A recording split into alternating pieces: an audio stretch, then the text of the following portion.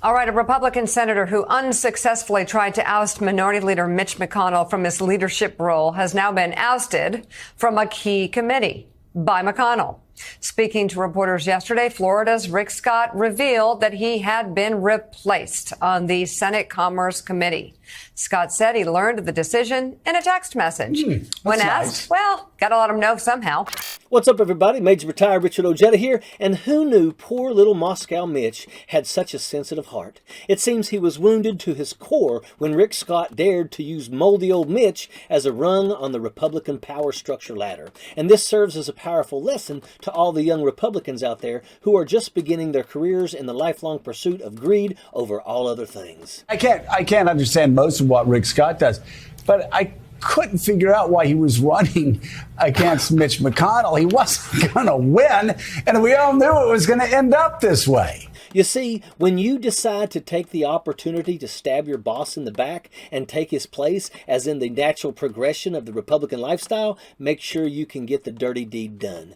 Don't ever leave it to chance that you might try and fail, for hell hath no wrath like a Republican scorned. Rick Scott is now learning that lesson the tough way, where it hurts most, his chances to move his miserable little political career forward. Yeah, I looked at it, and it's obviously something that could only be done by someone who simply doesn't understand where he is. Did he think this was, I think I might run for class president this year?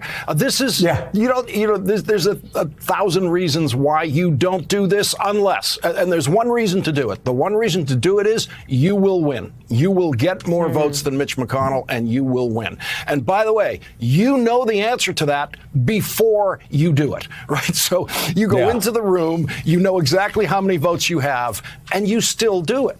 It's one thing to try to get the votes, before you go into the room, and then you realize, this is hopeless. And then you kind of go and apologize to Mitch for even thinking about it. Moldy old Moscow Mitch still is king of this perverted heel, and he's going to make that all the more clear to Rick Scott, in specific for daring to try to oust him. Yes, Rick Scott has been given the old Russian boot from Moscow Mitch, and this display of the Republican animal in their natural habitat is par for the course. It's the basic fact of Republican life that saw them all fall to their knees in worship of Donald Trump in 2016, when only a few weeks prior they were blasting him as evil, and Lindsey Graham, in a rare moment of genuine honesty, actually said, if we vote this guy in, we will destroy the Republican Party, and we will have deserved it.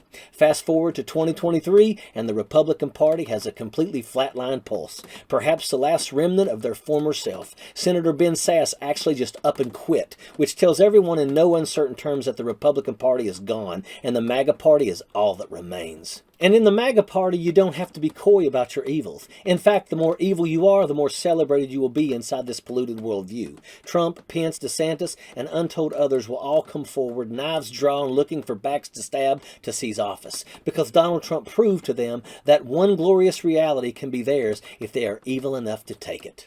And that reality is they can leverage the office of the presidency itself to absolve themselves and their litany of crimes, and all of their crime buddies too. After the bloody insurrection, Matt Gaetz and all the other MAGA minions came to Trump's desk for pardons like free hot dogs at a halftime of a ball game. So while Rick Scott missed the mark and may suffer in MAGA purgatory until insignificance takes his career, if he had succeeded, you can guarantee he'd be the little darling of the party right now. That's how thin the line of success and failure can be. And what's most sad, with Republican circles, that's all that matters. Who has power? Competency, skills, qualities, who cares about those? But power and money will humble every Republican into groveling saps, and that's a fact. Sappers clear the way, airborne all the way.